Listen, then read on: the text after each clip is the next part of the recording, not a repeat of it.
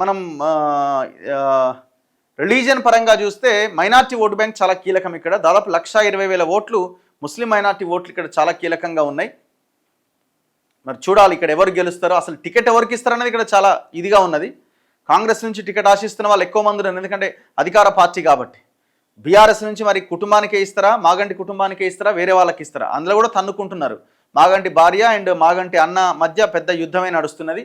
And కాంగ్రెస్లో అజారుద్దీన్, నవీన్ యాదవ్ ఇట్లా చాలామంది పోటీ పడుతున్నారు.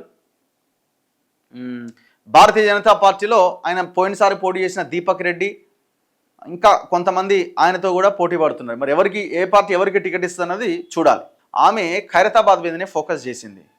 ఎట్లా, ఖైరతాబాద్ దానం నాగేందర్ బీఆర్ఎస్ నుంచి కాంగ్రెస్లో చేరిండు. కాంగ్రెస్లో జాయిన్ అయ్యి కాంగ్రెస్ బీఫామ్ మీద మళ్ళీ ఎంపీగా పోటీ చేసిండు. టెక్నికల్గా పార్టీ జంప్ అయిన 10 మంది ఎమ్మెల్యేలు టెక్నికల్గా దొరికిపోయిన ఎమ్మెల్యే దానం నాగేందర్. సో కాబట్టి విజయారెడ్డి ఆ ఖైరతాబాద్ నియోజకవర్గం నుంచి ఆమె టికెట్ ఆశించే అవకాశం ఉంది భవిష్యత్తులో. ఎలక్షన్ రావడం పక్కా అని కనబడుతున్నది. కాబట్టి ఒకవేళ భవిష్యత్తులో సుప్రీంకోర్టు డెసిషన్ని బట్టి సో ఆమె ఖైరతాబాద్కే పరిమితం అయ్యే అవకాశం ఉండొచ్చు.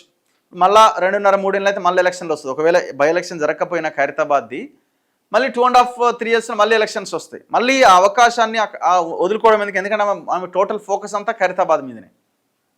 సో నేను అనుకోవడం ఆమె పోటీలో ఉన్నదైతే నేను అనుకుంటున్నా. పోటీలో లేరు ఆమె. పోటీలో ఉన్నది అజారుద్దీన్ ఉన్నారు, నవీన్ యాదవ్ ఉన్నారు. కాంగ్రెస్లో అయితే ప్రధానంగా వీళ్ళిద్దరూ ఈ టికెట్ కావాలని కొట్లాడుతున్న వాళ్ళు ఉన్నారు.